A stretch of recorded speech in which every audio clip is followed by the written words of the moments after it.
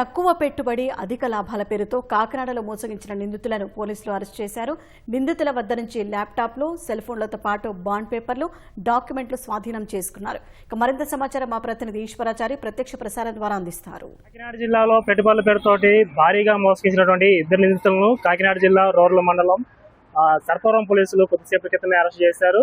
ఈ కేసులో ప్రధాన నిందితుడైనటువంటి పులగం మోజేష్, అదేవిధంగా మరో డైరెక్టర్ అయినటువంటి లలితాంబికను పోలీసులు అరెస్ట్ చేసి వారి వద్ద నుంచి 6 ల్యాప్టాప్లు, 4 సెల్ ఫోన్లు, పలు డాక్యుమెంట్లను, బాండ్ పేపర్లను కూడా పోలీసులు స్వాధీనం చేసుకున్నారు. వీటితో పాటు ఒక ఖరీదైన కారును కూడా పోలీసులు అయితే స్వాధీనం చేసుకోవడం జరిగింది.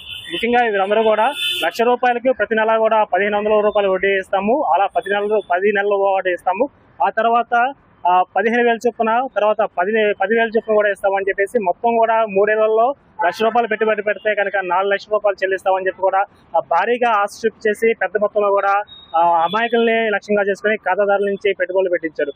మొత్తం కూడా ఇక్కడ 2 తెలుగు రాష్ట్రాల్లో సుమారు 7,000 మంది పైగా ఈ ఖాతాదారులు ఉన్నట్లు కూడా పోలీసులు గుర్తించారు.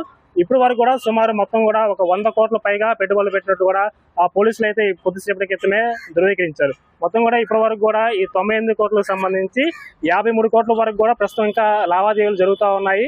ఈ బాధితుల వద్ద నుంచి మొత్తం 57 కోట్ల రూపాయల పెట్టుబడులు ఉన్నట్లు పోలీసులు గుర్తించారు. ప్రస్తుతం అయితే 16 కోట్ల రూపాయలని ఈ బాధితులకి చెల్లించారు. ఇంకా 37 కోట్ల వరకు కూడా చెల్లించాల్సి ఉన్నట్టు కూడా పోలీసులు అయితే గుర్తించారు.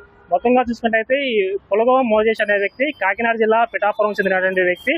ఇతను MBA పూర్తి చేశాడు. ఆ తర్వాత ఫారెన్ ట్రేడ్లో, తర్వాత ఈ స్టాక్ మార్కెట్లో కొన్ని సంస్థల్లో పనిచేశాడు. ఆ అనుభవంతో తాను స్టాక్ మార్కెట్లో బాగా రాణించాను, మీరు కనుక పెట్టుబడి పెట్టినట్లయితే వాటన్నింటినీ కూడా స్టాక్ మార్కెట్లో పెట్టుబడులు పెట్టేసి వాటి నుంచి వచ్చే లాభాలు మొత్తం కూడా మీకు ఇస్తా అని చెప్పేసి కూడా అమాయక ప్రజలందరినీ కూడా నమ్మించాడు. ఇటు తెలుగు రాష్ట్రాల్లో మొత్తం కూడా 4 శాఖలు ఉన్నట్లు కూడా పోలీసులు గుర్తించారు. అయితే ప్రస్తుతం అవన్నీ కూడా మూతపడి ఉన్నాయి. కేవలం కాకినాడ జిల్లాలో ఉన్నటువంటి ఆల్మైటీ జెన్సిస్ కంపెనీ మాత్రమే ప్రస్తుతం నడుస్తున్నట్లు కూడా పోలీసులు అయితే తెలిపారు. ఈ కేసుకు సంబంధించి మొత్తం కూడా పూర్తి వివరాలు కాకినాడ జిల్లా ASP కిషోర్ కుమార్ వెల్లడించారు. మొత్తం కూడా 2013లో ఈ కంపెనీ ప్రారంభమైంది. అయితే కరోనా సమయంలో కంపెనీ మూతపడింది. తర్వాత 2023లో ఆల్మైటీ జెన్సిస్ అనే ఒక స్టాక్ మార్కెట్ కంపెనీని ప్రారంభించారు. ఇందులో భారీగా పెట్టుబడులు పెట్టించారు. ఒక కాకినాడ జిల్లాలోనే సుమారు 3,000 మంది బాధితులు అయితే దీంట్లో ఉన్నారు. అందరూ కూడా సుమారు ₹1,00,000 నుంచి 50 లక్షల వరకు కూడా పెట్టుబడి పెట్టినట్టు కూడా పోలీసులు గుర్తించారు. ఇందులో సామాన్య ప్రజలు, రోజువారీ కూలీలు, వైద్యులు, పోలీసులు, వివిధ వర్గాలకు చెందిన ప్రజలందరూ కూడా పెట్టుబడులు పెట్టినట్లయితే పోలీసులు గుర్తించారు. ప్రస్తుతం అయితే నిందితులు పులగం మోజేష్ని, అదేవిధంగా మరో డైరెక్టర్ లలితాంబికని ఇద్దరు కూడా అరెస్ట్ చేశారు. మరికొద్ది సేపట్లోనే వీరిద్దరిని కూడా కోర్టులో హాజరుపరుస్తున్నారు. ప్రస్తుతం అయితే ఇప్పటి వరకు కూడా మొత్తం ఎవరైనా బాధితులు కనుక ముందుకు వచ్చి ఫిర్యాదు కనుక చేసినట్లయితే మొత్తం ఇంకా ఎంతవరకు పెట్టుబడులు ఉన్నాయి, ఎవరెవరు మోసపోయారు, వీరందరినీ కూడా గుర్తించేసి ఈ కేసును ఫర్దర్ గా ముందు తీసుకెళ్ళడానికి కూడా తమకు అవకాశం ఉంటుందని చెప్పి కూడా ASP కిషోర్ కుమార్, అదేవిధంగా సర్పవరం CI ప్రకాష్ చెప్తున్నారు. ప్రస్తుతం అయితే 37 కోట్ల వరకు కూడా చెల్లించాల్సిన పరిస్థితి ఉంది.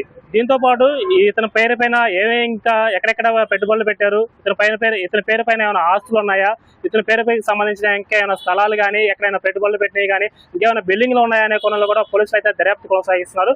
ప్రస్తుతం అయితే వీళ్ళిద్దరిని కూడా అదుపులో తీసుకున్నారు. వీరి వద్ద నుంచి 6 ల్యాప్టాప్లు, 4 సెల్ ఫోన్లు, ఒక కారు అయితే స్వాధీనం చేసుకున్నారు. దర్యాప్తు అయితే ముమ్మరంగా కొనసాగుతుంది. ఇది ఇక్కడ ఘటన సంబంధించిన తాజా సమాచారం. Over to you Shahid.